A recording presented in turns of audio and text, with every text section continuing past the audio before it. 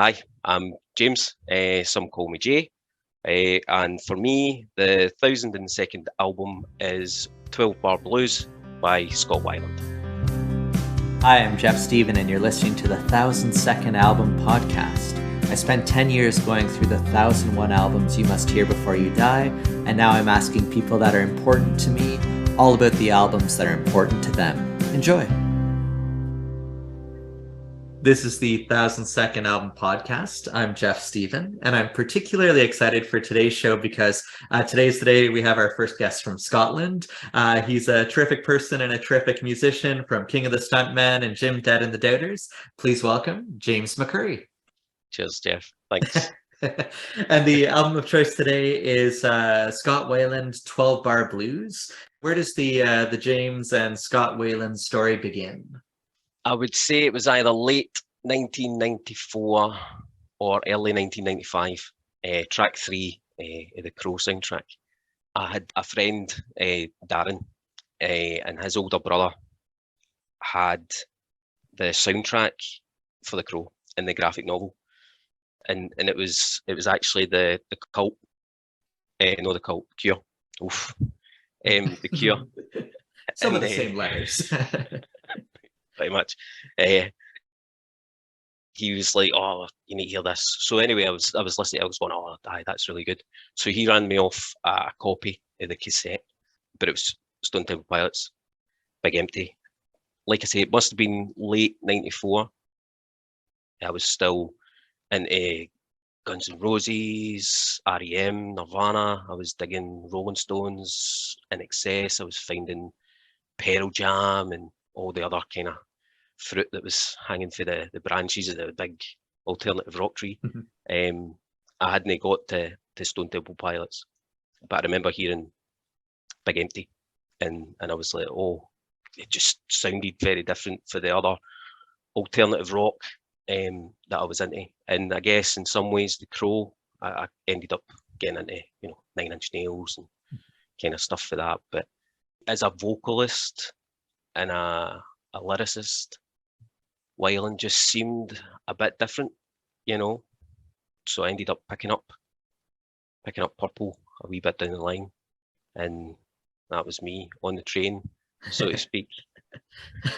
I never looked back. I like it.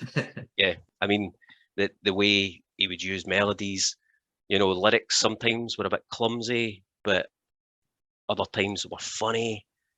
The outrageous at times, you would listen to some of the lyrics and think that's just crazy. And those were definitely 12 gracious melodies on Purple as well. I love that the Crow soundtrack has to be one of the top 5 soundtracks as well. For sure, definitely. It was always, I remember the Crow, and then I got into the singles soundtrack. The two of them, yes. Pretty much that's all. If you were ever, only ever going to have 2 albums. Yeah. When you're a teenager or whatever, that's 2 that's going to open up so many doors, excellent stuff. Yes. Yeah, no shortage of great acts on either of those for sure. And the it's neat you mentioned the Stone Temple Pilots, because if you were to ask me about Scott Weiland, I think I'd probably say I'm most familiar with his early 90s Stone Temple Pilots stuff, and then his mid 2000s Velvet Revolver work. And somewhere in between comes this 1998 solo effort. And how does this compare to sort of his work from the STP and then his later work with Velvet Revolver? Obviously, it came right after the kind of fallout for Tiny, the band. He had his drug problems, the tour, and depending on which story you've read, they split up. Some of them say they didn't split up, and it was just a case of, they went, we're going to have a break and do our own kind of projects. But it came right after Tiny Music, and I think what we got with Tiny Music was something that was different, because Purple was, I mean, I never liked core. I should say that yeah. I don't like core even now. I don't think it's very good. It just doesn't, I just don't like it. No. It's just one that's never really did anything for me, but Purple was different. you know, Tiny Music's an exceptional album. The experiment with different textures for a alternative rock band who had been quite muscular with these big riffs, and then the guitars, they've pulled back the distortion, they've made them, you know, the guitars sound, it's almost as if, you know, they've been turned down, and, you know, they've ripped the speakers or something. It's just got that, you know, Weiland's embraced the kind of glam thing that he liked, like Brian Ferry and, you know, David Bowie, and he just sounds different. And obviously people were like, it doesn't sound like, you know, Stone Temple Pilots, but it was just such an exceptional album. They had the fallout, and then for me, 12 Bar Blues, it's like the spiritual successor to Tiny Music. It feels very similar, and it's in the threads that it pulls. And then obviously after that, when the band get back together after another kind of shambles, you've got number 4, and that feels again like it's all part of the one piece of work. It's just a beautiful seamless transition from 12 Bar Blues and then number 4, which is just, you know, a big metallic kind of snake. It's just incredible. But for me, 12 Bar Blues is just this, it's like a reflective album, you know, where Tiny Music was all twisted, and, you know, it was good fun. You could kind of hear that Weiland was starting to discover himself or feel comfortable and confident in being, I guess, not just a big alternative rock singer, but actually being a musician, an artist that was going to, you know, knock down those walls that are saying, here's what grunge is. Grunge, Yeah. you know, grunge light, Yeah. whatever you wanted to call it. And I think that's something he explored again on number 4 with the Pilots. But 12 Bar Blues, I think you get to hear just how, you know, he wasn't just singing the songs that the DeLeo brothers or, you know, had wrote big riffs and they'd wrote the structures. You got to hear what he sounded like when he was in his natural element of pulling, you know, the Beatles and pulling Bowie, like I say, Ferry. I mean, even to some extent, that kind of glam like T-Rex and even Kiss, you know, and you get to hear that, probably a bit of Prince. You got to hear him develop. You got to hear the ambition, the being comfortable with being clumsy and stumbling and just, you know, burying yourself in sound. Because, you know, if you look at the track list and you look at the credits on that album, you know, Yes. it's not all perfect. It's not a flawless album by any means. It's, you know, pretty much the product of the man that created it. And, you know, he was unpredictable. You know, he was in many ways, I guess, flawed himself, but, you know, heart on sleeve, ambitious, unpredictable. It's abrasive. It's got all of that. I just think it's just an incredible album, and criminally overlooked. I think just if you want to listen to the Pilots and you want to understand the guy who was a singer of the Pilots, if you kind of look at the Pilots and think he was a hack, if you've got that kind of opinion that Weiland was a junkie, and, you know, I guess in some ways he had that opinion himself anyway, but I think you get to find those wee bits of Weiland, you know, scattered in that album. So in terms of significance, I guess it's the one where Weiland, he kind of fully realised who he was as an artist. Yeah, and it's neat to hear you say all those different sort of versions of his work as well, where, because I always think back to, I remember seeing Slash in an interview describing him as, if you'll excuse my language, a kick-ass frontman. And like I got the chance to see Velvet Revolver live, and he was that for sure, with the megaphone and everything, and he did really well in that venue. But like you said, on this one here, there's some subdued stuff, there's some introspective stuff, and he's still equally compelling. And what would you say it is that makes him sort of, he could be the sort of very raw, he could be the very muscular, he could be the very whether it's glamorous, but it just works. And what would you say it is about Weiland that it just works? I think it comes down to that. One of my kind of big, singers, if you like, that I love listening to is Frank Sinatra, because he just always sounds sincere. And I remember reading in one of the many Sinatra books that, it was that way. People say that the thing with Sinatra was that he wore the songs. So he always sounded, they would do things in a single take because he wore the songs. And I think that's the thing that works with Weiland is he wore everything. He wore every single influence that he had. I've heard, people say like, Weiland, the chameleon. And yeah, he was. And I think you don't have to be, a fake, a phony, a hack to be wearing your heart on your sleeve or to wear your influences on your sleeve. And I think that's what makes him so dynamic as a frontman, or made him dynamic as a frontman, and also what makes him, you're captivated. You sit there and you go, his performances, especially on 12 Bar Blues, I think those introspective moments, he just sounds, he knows when to dial it down. And I guess in the pilots, it was kind of rocking.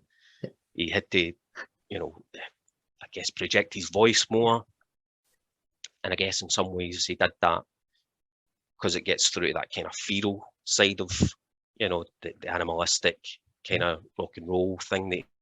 But on this, especially when he's got piano or, it's all nice and kind of that feeling that he's somewhere else. And maybe it's because he is more, like I say, that kind of comfort zone.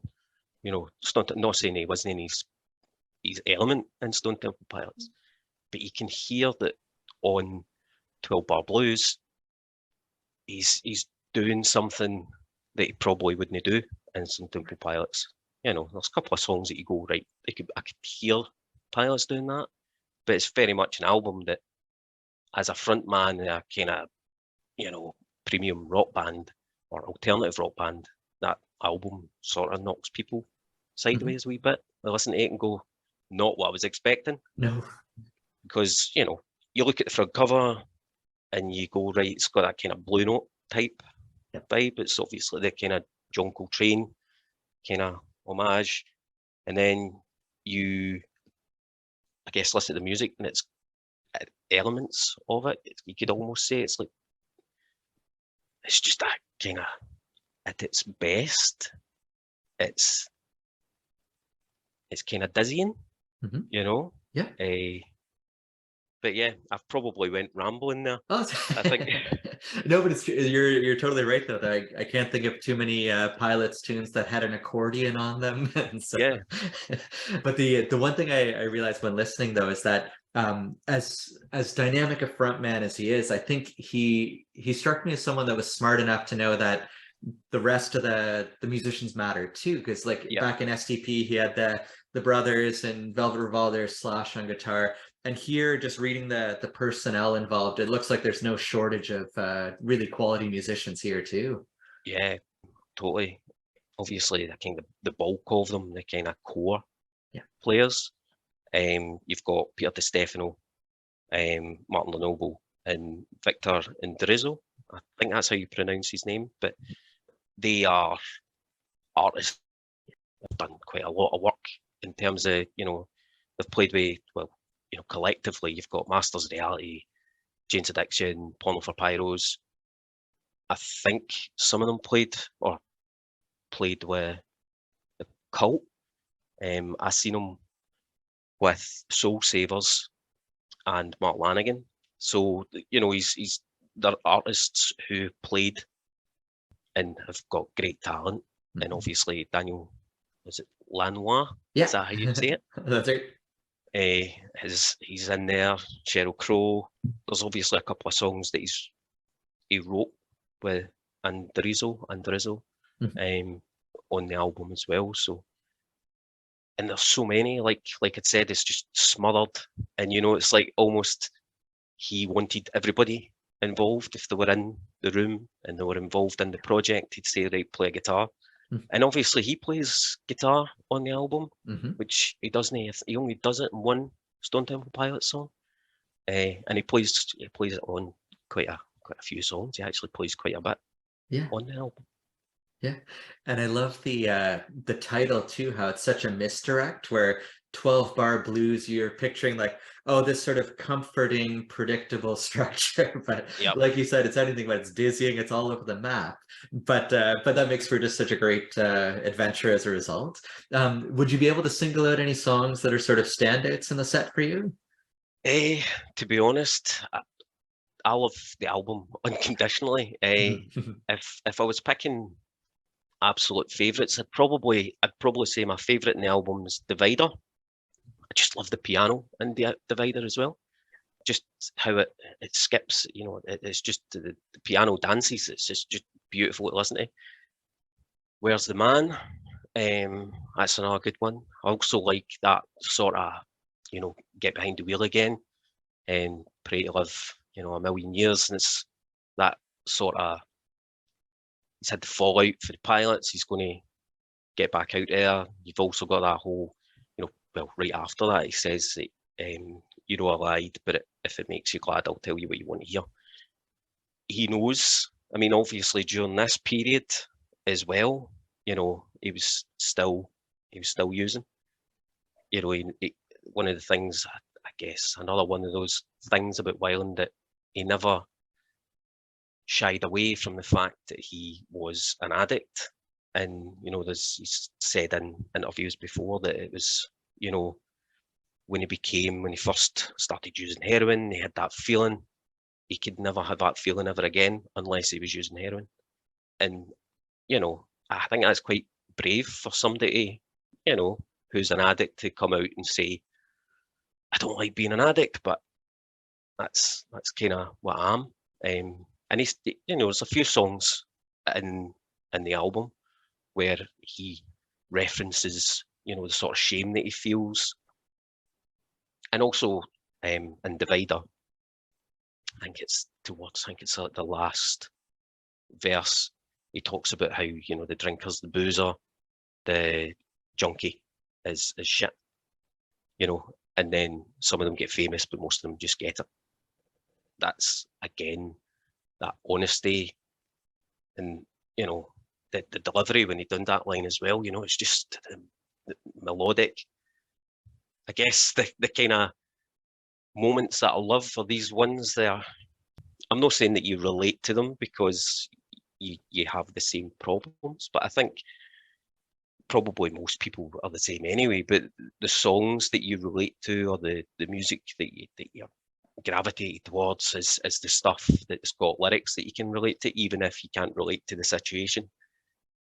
I love how Weiland, especially throughout, this album and those kind of Tiny Music and Number 4, where he uses those sort of his awareness of himself to create these lines within, you've got lyrics. Like I said, lyrics can often be outrageous, like the Barbarella. In Barbarella, you listen to that, and you've got all the stuff like tangerines and tasting like jelly beans, and but you've got the bit right after that, and the way he says it, where he says it must be boring by now. Like it's almost as if he's not referring to the tangerines and jelly beans anymore. He's talking about himself, and it's the whole grab the scale and guess the weight of pain that I've given with my name, and you kind of go, right, you know what that's relating to, and that's pretty much his relationship with people, relationship with band, his family, whatever else. And I mean, actually, Barbarella's just got so much in there. The chorus with the Barbarella, come and save me. It's like he wants, and I think that was something he mentioned in his book, was that was about him wanting somebody to save him, to help him. Barbarella is probably an obvious choice for a song with moments that I love. It's got that beautiful intro, the sweeping you know, and then it's just that wee kind of wee beatbox thing with a Yeah. and you're sitting there going, what's happened to you? And then the guitar, and then you know, it's just a song, and that one alone, I think if you look at the credits, there's something like 6 or 7 guitars in that song, and it obviously changes in the wee kind of bridges, and it's just an incredible song. Yeah. So many great moments, loads of great lyrics as well, like the "So high that I can't fly," and you kind of go, it's a bit of a clumsy lyric in a sense, like "So high I can't fly," like, you know, rhyming, and but then it's like the more deep than space number 9, and then you go, he's in a, you know, he's in a dream. He's not just, you know, high. Hey, it's, do you know what I mean? He's away. He's can't do anything. He's just sunk. But yeah, Yeah. Oh no, and it had that so many. beautiful slide guitar in there as one of the 6 or 7 guitars there. Yeah, Just stunning. Yeah. it's when that kicks in, you know, you just as well, like it's like the intro, you know, you've got that sweeping piano, and then the wee beatbox, like we said, and then it's similar when that guitar comes in. You go, where did that come from? Yeah. Yeah. No, that was the standard for me. I'm so glad you brought up that line too about the guess the weight of all the pain I've given with my name. Because I think I agree with that completely, where the idea that we're probably going to gravitate to the lyrics that just feel very honest, or whether there's a vulnerability or something where it doesn't feel like he's just filling in the spaces with words. Like there's Yeah, there's something there that's that he had to say at that time. And yeah. yeah. And the I guess if you had to summarize the sort of closing argument for this album, why would this be the 1,000-second album that one must hear? I would say it's probably because it kind of illustrated that, or you know, for me, it illustrated that, you know, you can have flaws, you can be engaging, and it didn't have to be about the perfect song, or the song being, you know, start to finish, brilliantly written, or, you know, brilliantly realized. I mean, sometimes you listen to these songs and the ambitions there, they're creative, there's energy. Sometimes it might sound a wee bit, you know, throwaway, but it's somebody's story, and it's like you said, it's something he has to say. And even if it's clumsy, even if it kind of collapses under its own weight at times, for me, the album is flawed, but so is he. And I guess it's kind of what I was saying about the, you know, it's pretty much everything that made Weiland who he was, kind of heart on the sleeve, nature. It's abrasive. It's you know, everything just kind of weaves. It's kind of dizzying. It feels at times like there's a carnival. You know, it's a carnival-esque. You know, one of those things that sometimes I think to myself whenever I listen to it, and I listened to it a couple of times over the last couple of days, is that this to me is, you know, and I might get chinned. It's the kind of album that if Tom Waits hadn't been appearing in the 70s, and Tom Waits was in a 90s rock band or alternative rock band, then this is probably the kind of thing that maybe Tom Waits would treat us to. It's quite outrageous, but it's also very endearing. And like I say, it's an engaging album. And at its very, very, very, very finest moments, it's just beautiful. It's, you know, it's sad, but it's also, you know, it's a very, very good ride. You know, you listen to it, and it's the journey is, and that's, I love music that's got a journey, that you listen to it and it occupies a space that you might occupy, if not necessarily you're not occupying the same person, but you're occupying that space where you're going through discovery, you're going through maybe just those kind of things that, you know, everybody goes through when they're discovering who they are. I mean, Weiland probably discovered that he was maybe not the most popular person in terms of, you know, maintaining relationships or whatever, but he embraced it. And there was something, you know, Johnny Cash said, you have light, you have dark, and it's embracing it. That's the key, is embracing both. Yeah. And not pretending that you're somebody else. And I think this album doesn't pretend to be anything else other than Scott Weiland writing down a bunch of feelings, a bunch of things that he wants to say, and doing exactly what he wanted to do. And it's a shame that, I guess, label pressures of getting the pilots back together, and also, I guess, when they toured, I think they only did a couple of dates before he got busted for drugs, buying drugs, like when he was doing the tour for this. But, you know, those kind of things make you think his own solo albums, there's a kind of safeness to them. But on here, the scale is just no boundary. It's just like, let's just do it all. Let's do it all, man.